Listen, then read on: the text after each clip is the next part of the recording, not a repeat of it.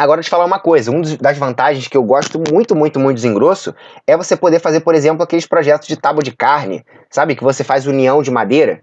Então a gente deixa todas as nossas madeiras no tamanho, a gente cola todas, mas no final da colagem, na secagem, tem que estar sempre regular. É difícil a gente conseguir um negócio perfeito, sabe?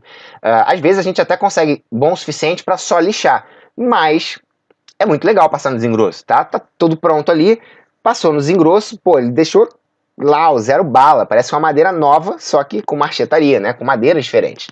Então, algumas das vantagens, né? Funções e vantagens dessas máquinas.